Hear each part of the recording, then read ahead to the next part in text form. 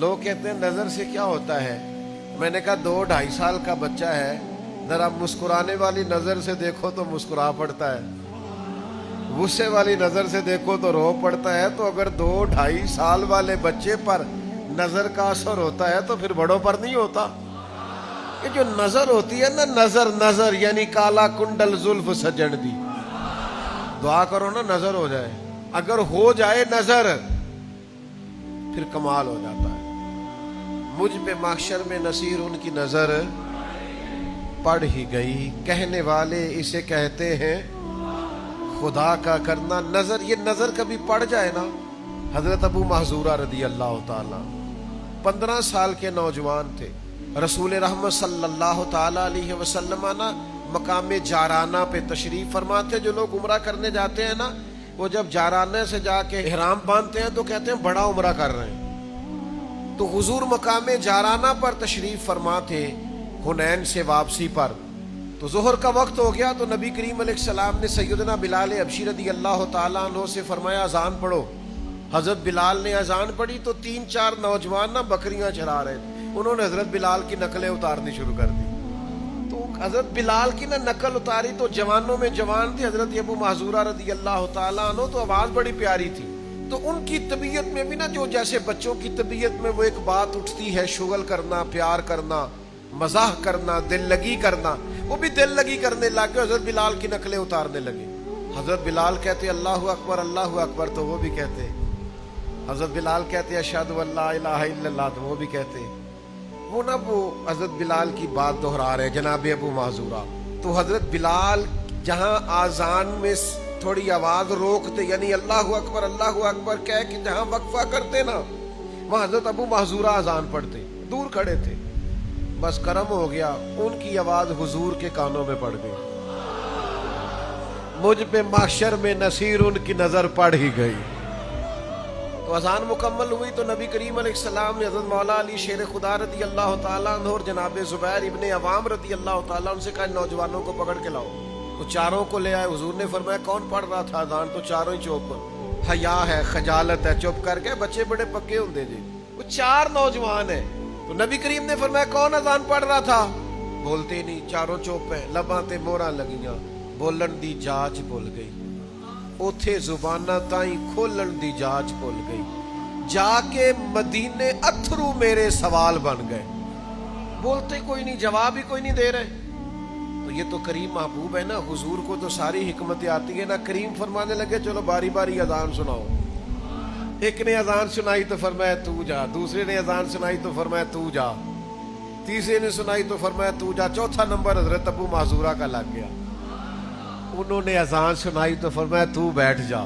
مکتب عشق کا دستور نرالا دیکھا، اس کو چھٹی نہ ملی جس نے سبق یاد کیا۔ یہ جو فرما بردار ہوتے ہیں ان کے لیے چھٹیاں نہیں ہوتی، چھٹیاں تو بہانے بازوں کے لیے ہوتی ہیں۔ حضور نے فرمایا تو بیٹھ جا۔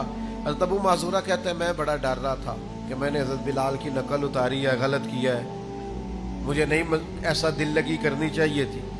فرماتے ہیں اللہ کے محبوب علیہ السلام نے مجھے کہا سر سے امامہ اتارو، مجھے ڈر تھا گردن اتاری جائے گی۔ کہتے ہیں سرکار نے کہا امامہ اتارو، میں نے اتارا تو نبی پاک نے نا میرے سر پہ ہاتھ پھیرا، پھر میرے دل پہ ہاتھ پھیرا، پھر دعا کی اللہ اسے برکت بھی دے دے اور اسلام کی طرف ہدایت بھی دے دے۔ فرماتے ہیں دعا بھی پوری نہیں ہوئی تھی میں نے کلمہ پڑھنا شروع کر دیا۔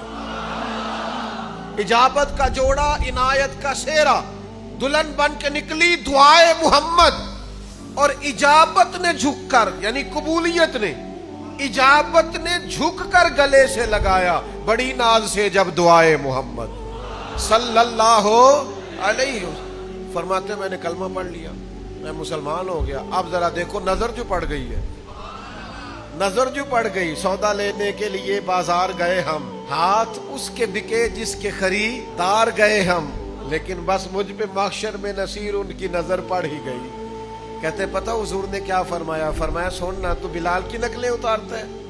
یا رسول اللہ بات دل لگی کی۔ فرمایا سن پھر، بلال مدینے کے مؤذن اور آپ مکے کے مؤذن۔ فرماتے ہیں میں بکریاں چرانے کے لیے گھر سے نکلا تھا، میں بکریاں چرانے آیا تھا، مدینے والے نے خانہ کعبہ کا مؤذن بنا دیا۔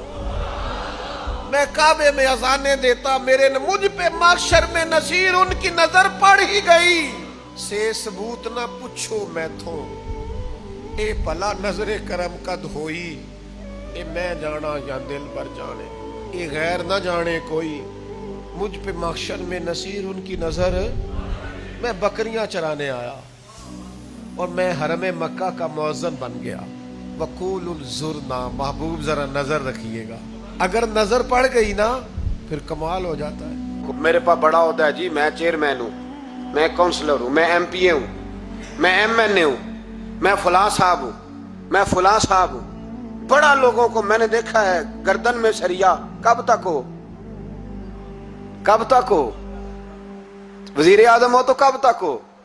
ہم نے تو دیکھا ایک بندہ وزیر اعظم ہوتا ہے اگلے دن لکھا ہوتا ہے مجرم ہے، ایک بندہ صدر ہوتا ہے اگلے دن لکھا ہوتا ہے ملزم ہے، کہ کیا بات کرتے، یہ تو آنے جانی۔ حضرت امام مالک بیٹھے تھے ہارون رشید کے پاس،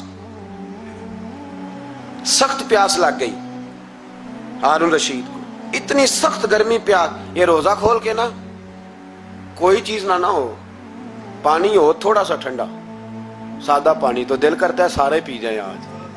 حضرت مولا علی نے مثال دی ہے، شیر خدا نے، حضرت علی نے انوکھی بات کرتے، کہتے ہیں نا مجھے فلاں جان سے پیارا ہے، تو شیر تھے نا تو شیروں جیسی باتیں کرتے تھے۔ کسی نے پوچھا آپ کو نبی پاک صلی اللہ علیہ وسلم سے کتنا پیار ہے، تو فرمانے لگے سخت گرمی سخت پیاس میں جتنا بندے کو ٹھنڈے پانی سے پیار ہوتا ہے مجھے اس سے بھی بڑھ کے اپنے نبی سے پیار ہے صلی اللہ۔ کیسی مثال عطا فرمائی، لوگ وہیں کھڑے ہیں جان سے زیادہ پیارے، فرمایا نہیں، سخت گرمی میں سخت پیاس میں اتنا بندے کو ٹھنڈے پانی سے پیار ہوتا ہے مجھے اس سے زیادہ مصطفیٰ سے پیار ہے۔ یہ مولا علی کا فرمان ہے۔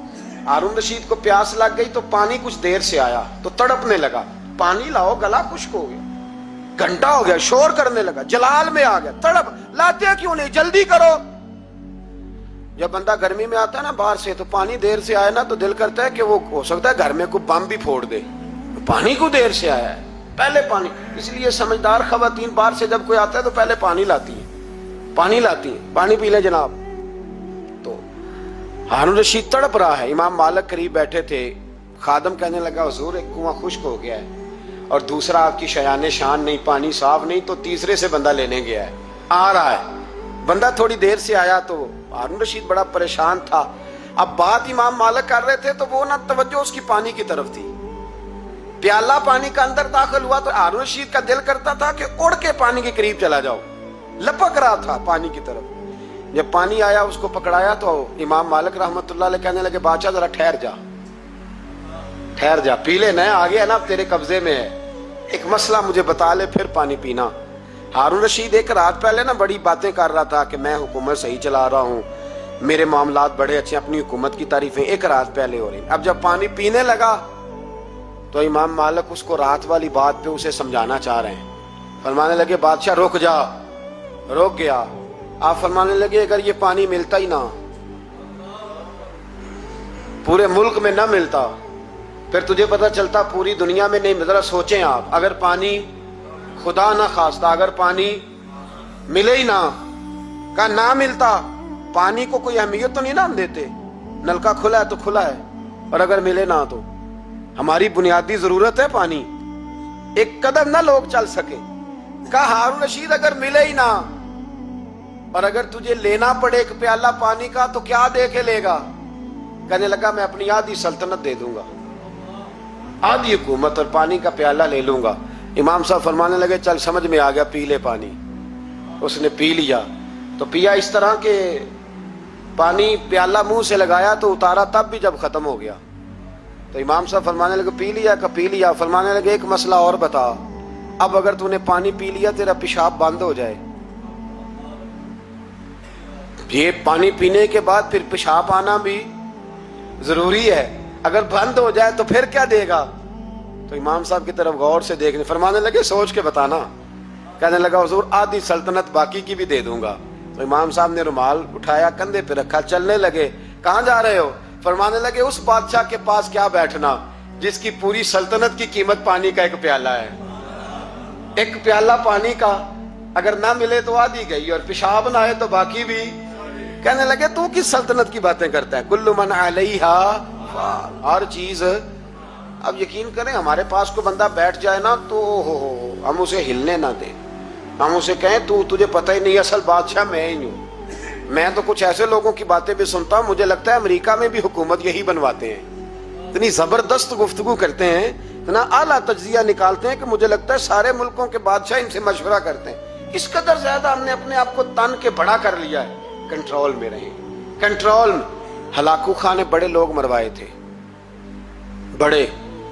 بغداد میں 20 لاکھ آدمی قتل کروایا اس نے, 20,000 نہیں میں نے کہا, ذمہ داری سے حوالہ دو. کتنے لوگ بولیے؟ 16 لاکھ آدمی اس نے تلوار سے مروایا.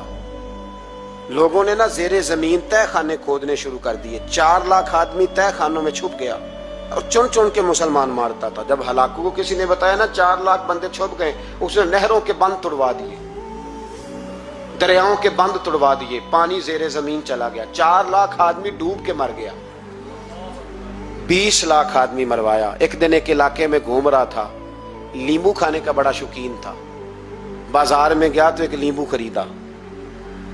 اس نے دیکھا کہ بازار میں بوڑھے بچے جوان خریداری کر رہے ہیں, تو کہنے لگا ابھی بھی اتنے مسلمان زندہ ہیں, بناؤ ان کی لائنیں, قتل کرنا ہے. 3 لائنیں بن گئی. ایک بوڑھا آدمی بھی لائن میں آ گیا, لیمبو کھا رہا ہے, اس کو ہلکا ہلکا چوستا ہے, گھوڑے پہ بیٹھا ہے, قتل کرا رہا ہے لوگوں کو. ایک بابا جی پہلی صف میں تھے, جب پہلی صف قتل ہونے لگی بابا جی پچھلی صف میں دوڑ کے ہو گئے. ہلاکو خان ہنس رہا ہے اس کو دیکھ کے. معاذ اللہ, جب بندہ ہوتا ہے نا کسی منصب پہ پھر وہ مذاق اڑاتا ہے دوسروں کا. بابا دوسری صف میں آیا تو ہلاکو خان نے وہ بھی قتل کرائی, تو بابا دوڑ کے تیسری صف میں. آخری صف کے کونے پہ جب بابا کھڑا ہو گیا نا تو سارے بندے مر گئے. بابے کو قتل کرنے لگا جلاد. ہلاکو کہنے لگا ٹھہر جا. کہنے لگا بابا تو تیسری صف میں آیا تھا, تیرا کیا خیال تھا بچ جائے گا؟ بابا کہنے لگا خیال نہیں, میرا یقین ہے کہ میں بچ جاؤں گا. میرا شرط یہ ہے کہ یقین ہو اندر, شرط یہ ہے کہ ہنس کے کہنے لگا ہلاکو خان کیسے؟ تو بابا کہنے لگا اگر اللہ چاہے تو بچ سکتا ہوں, اگر اللہ چاہے تو میں. بہت سارے لوگ ہیں ڈاکٹر لکھ کے دے دیتے ہیں نہیں بچے گا, وہ بچ جاتا ہے کیونکہ بچانے والا اللہ ہے. کہا اللہ چاہے تو بچ جاؤں گا. تو ہلاکو کہنے لگا کیسے؟ جب ایسے کیا نا, کیسے ایسے کیا نا, تو لیمبو ہاتھ سے گر گیا. وہ بچے پلیئر نہیں ہوتے, وہ گیند گنتی ہے تو چھلانگ لگا کے پکڑ لیتے. تو بڑا گھوڑ سوار تھا, نیزہ باز تھا, چھلانگ لگائی لیمبو کیش کرنے کے لیے. کیسے تو کیسے بچے؟ یوں ہاتھ گھمایا, لیمبو گرا تو چھلانگ لگائی, نیچے جھکا. جب نیچے جھکا نا تو گر گیا گھوڑے سے. جو پیر تھا وہ گھوڑے کی رکاب میں الجھ گیا. گھوڑا ڈر کے دوڑ گیا. جب گھوڑا دوڑا تو زمین پر زور زور سے سر لگنے لگا. سپاہیوں کہتا دوڑو اس کو پکڑو. سپاہی بھی دوڑے پر گھوڑا قابو نہ آیا. گھوڑا اس وقت رکا جب نہ اس کا چہرہ پہچانا جاتا تھا, نہ آنکھیں سلامت تھی, نہ ناک سلامت تھی. اس کی کھوپڑی ساری اس طرح چور چور ہو گئی جیسے کسی نے ہتھوڑے کے ساتھ پیسی ہو. ہلاکو کی لاش سے خون بہ رہا تھا. بابا ہنس رہا تھا. ایک سپاہی کہنے لگا بابا تو کیوں؟ کہنے لگے میں اپنے رب کی قدرتوں پہ مسکرا رہا ہوں. کل من علیہ فان ویبقی وجہ ربک ذو الجلال والاکرام. کا میں نے اسے سمجھایا تھا کہ بچانے والا بچا لیا کرتا ہے. تو اس نے مجھے, سکندر اعظم نے 32 سال کی عمر میں آدھی دنیا فتح کر لی تھی. تو لوگ پتہ کیا کہتے تھے؟ یہ وہ بندہ ہے جس کو تاریخ نے گریٹ کا لقب دیا ہے. لکی نہیں کہتے, ہم کہتے بڑا لکی ہے بھائی. لوگ کہتے تھے یہ مقناطیسی آدمی ہے, کبھی ناکام ہوا ہی نہیں. سکندر اعظم کبھی ناکام نہیں ہوا. جس علاقے, اور عمر کتنی بھی, اتنی کم عمری میں اتنی دلیری, آدھی دنیا فتح کر لی.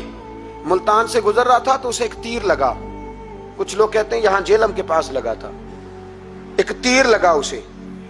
اس نے کہا بندہ تلاش کرو, کسی کی اتنی جرت کہ سکندر اعظم کو تیر مارا ہے, تلاش کرو. جب ڈھونڈنے لگے تو بندہ نہ ملا. تو سکندر نے حکم دیا کہ جس کی آنکھ چمکتی ہے اسے قتل کر دو. مرد بھی مارے, بچے بھی مارے, بوڑھے بھی مارے. تو لا کے لوگ کہنے لگے انسان کوئی نہیں بچا. کہنے لگا میں نے تمہیں کہا تھا جس کی آنکھ چمکتی ہے قتل کرو. بلیاں بھی قتل کرو. ہو سکتا ہے کسی بلی نے منہ میں رکھ کے پھینکا ہو, کتے بھی مار دو, کبوتر بھی مار دو. ہر چمکتی والی آنکھ اس نے بند کر دی. یونان کے قریب ایک بستی کا رہنے والا سکندر عراق کے شہر بابل میں تھا. ملیریا بخار ہوا. کیا کہتے ہیں ہم, چند ٹکیوں کی مار ہے, دوائی کھا لو ٹھیک ہو جائے گا. ملیریا بخار ہوا. 32 سال, کچھ لوگوں نے کہا نہیں 2 مہینے کم 33 سال عمر ہو چکی تھی. تو سکندر اعظم زمین پہ بیٹھا ہے, ایڑیاں رگڑ رہا ہے. موت کا جھٹکا لگا, موت کا. ہوئے نامور بے نشاں کیسے کیسے, زمین کھا گئی نوجوان کیسے کیسے. جگہ جی لگانے کی دنیا نہیں ہے, یہ عبرت کی جا ہے, کوئی تماشا نہیں ہے. ایڑیاں رگڑ رہا ہے. 2 ہفتے کا سفر رہ گیا تھا گھر پہنچنے کا. تو سکندر ایک صوبے کا, ایک ملک کا, ایک چھوٹے سے علاقے کا سربراہ نہیں. سکندر آدھی دنیا فتح کرنے والا. پلیٹ میں رکھ کے کسی نے حکومت نہیں دی, خود محنت کر کے فتح کی. لیکن سکندر ایڑیاں رگڑتا ہے, زور زور سے زمین پہ مارتا ہے اور کہتا ہے کوئی ہے جو مجھ سے میری ساری سلطنت لے لے اور مجھے صرف 2 ہفتے کی زندگی لے دے. میں پردیس میں نہیں مرنا چاہتا, گھر مرنا چاہتا ہوں. کوئی مجھے 2 ہفتے کی زندگی, 2 ہفتے کی, کوئی 2 ہفتے. مٹی دیں تو مٹی رہنا ایویں کا دی بلے بلے. اج مٹی دے اتے بندے آتے, کل مٹی دے تھلے کا. کوئی مجھے مہلت لے دے. لیکن رب کا قانون ہے, جب وقت آ جاتا ہے پھر مہلت. میرے بھائی اپنی زندگی نہ عاجزی میں جھوک کے, سادگی میں, کونے میں. دنیا کے پروٹوکول ختم ہوں گے. اصل پروٹوکول وہ ہے جو اللہ قیامت کے دن عطا فرمائے گا. میرے نبی پاک نے فرمایا امیر جو ہوں گے, امیر وہ چونٹیوں کی شکل میں ہوں گے اور غریب اپنے پیروں کے نیچے انہیں مسل کے چلے جائیں گے. یہ وہ والے امیر جو تکبر کرتے تھے, ورنہ تو امیر حضرت عثمان غنی بھی ہیں, حضرت عبد الرحمن ابن عوف بھی ہیں, حضرت سلیمان علیہ السلام بھی. جو امیر تکبر کرے, اکڑ جائے, اگر امیر ہو عاجزی اختیار کرے تو پھر تو اللہ اسے جنت بھی عطا فرماتا ہے. تو میرے بھائی اپنے آپ کو سمیٹیں. ہم جانے کے لیے, جن کی عمریں میری طرح 40 سال کی طرف سفر کر رہی ہیں نا, وہ آدھی زندگی جی چکے ہیں, باقی آدھی پتہ نہیں ہے. لوگ اتنا لمبا یاد نہیں رکھتے. حضرت مولا علی قبرستان گئے تو قبر والوں سے کہنے لگے قبر والوں تمہارا کیا حال ہے. تو ایک مردہ قبر کے اندر سے بول کے کہنے لگا علی کفن پھٹ گیا ہے, ہڈیاں چور چور ہیں, مال تو پتہ نہیں کہاں رہ گیا پر حساب دینا پڑ رہا ہے. آپ بتائیے پیچھے ہمارے گھر والوں کا کیا حال ہے. تو حضرت علی فرمانے لگے جہاں تم بیٹھتے تھے وہاں کوئی اور بیٹھنے لگ گیا ہے. تمہاری بیویوں نے نئے نکاح کر لیے, تمہارے دوستوں نے نئے دوست بنا لیے. اب تو لوگ تمہیں یاد بھی نہیں کرتے, اب تو تمہارا ذکر ہی کوئی نہیں کرتا. اب تو ختم ہو گیا تمہارا تذکرہ بھی کوئی نہیں. تذکرہ اسی کا رہے گا جس نے رب کو یاد کیا اور پھر رب نے اس کا چرچا کیا, اس کا تذکرہ رہے. اپنے آپ کو ایک موقع پر بھی کبھی متکبر نہ ہونے دے. عاجزی حسن ہے زندگی کا. خزانہ آئے تو قارون نہ بنے, محل بنائیں تو شداد نہ بنے. اگر اللہ تعالیٰ دولت دے تو کبھی بھی اپنے آپ کو نمرود اور فرعون نہ بننے دے. اقتدار ملے تو کبھی بھی اپنے آپ کو ہلاکو خاں اور چنگیز خاں نہ بناؤ. اور اگر نمازی بنو تو وہ والے نمازی بنو جو نمازی بھی ہوتا ہے. حضرت عمر فاروق کو کسی نے عید والے دن دیکھا تو عمر رو رہے تھے, چھوٹی عید والے دن. ہمارے ہاں تو لوگوں نے ڈیک تیار کر کے رکھ لیے ہیں, تیاری ہو گئی ہے. چاند رات کو جو نیکیاں کمائی ہیں وہ ساری شیطان کے حوالے کریں گے معاذ اللہ الا ماشاء اللہ. اس کو کہیں گے لے جا, ہم نے کمائی ہیں تیرے لیے. فوراً پہلی رات ہی, ادھر اعلان ہوا نہیں ادھر تماشے لگے نہیں معاذ اللہ. حضرت عمر عید والے دن رو رہے تھے. کسی نے کہا عمر یہ خوشی کا دن ہے آپ رو رہے ہیں. تو فرمانے لگے خوش تو وہ ہونا جس کو یقین ہے کہ اس کا نماز روزہ قبول ہو گیا. مجھے تو ابھی پتہ ہی نہیں میرا قبول ہوا ہے کہ واپس کر دیا جائے گا. جاؤ مجھے کچھ خبری سناؤ آ کے کہ میرا قبول ہوا. وہ تو بے نیاز ہے, وہ تو دل کرے تو کہے جا اٹھا کے لے جا, تیرا مجھے پسند ہی نہیں. عاجزی میں رہیں, انکساری میں رہیں, عمل کر کے روئیں, کہے مولا تیرے قابل تو نہیں پر تو مہربانی فرما اسے قبول فرما.